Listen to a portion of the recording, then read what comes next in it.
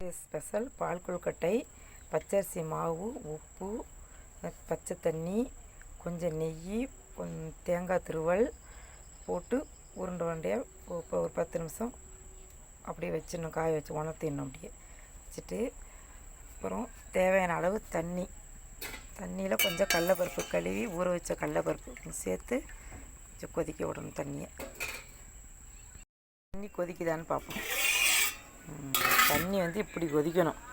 கொதித்த பிறகு இந்த உருண்டையை சேர்த்தா தான் கரையாமல் உருண்டை அப்படியே இருக்கும்.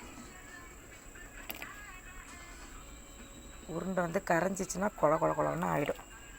அப்புறம் பால் கொட்டை நல்லா இருக்காது. அப்புறம்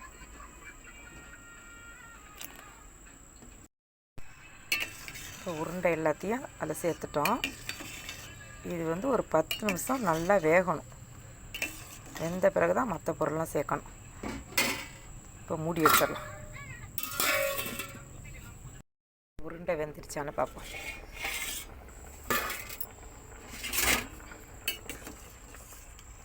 சூப்பராக வெந்துருச்சு உருண்டை. பால் கொழுக்கட்டை உருண்டை நல்லா வெந்திருக்கு. இப்போ வீச்சு வச்சுருக்க அச்சு வெல்லத்தில் சேர்த்துப்போம்.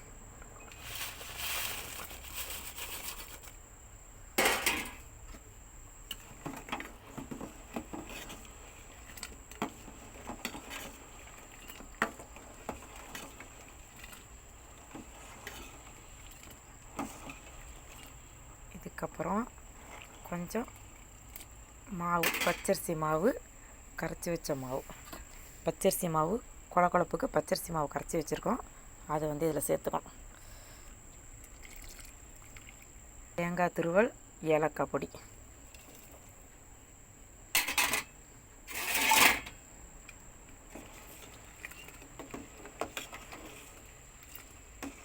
ஒரு 5 நிமிஷம் கொதிக்கணும். அப்புறம் பால் கொழுக்கட்டை நல்லா வெந்துருச்சு.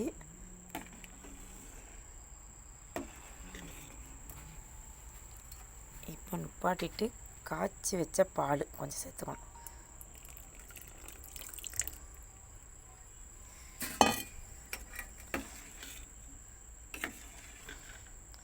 சூப்பரான பால் கொழுக்கட்டை ரெடி. வாங்க சாப்பிட்லாம். விஆர் குக்கிங் சேனலுக்கு சப்ஸ்கிரைப் பண்ணுங்கள், கமெண்ட் பண்ணுங்கள்.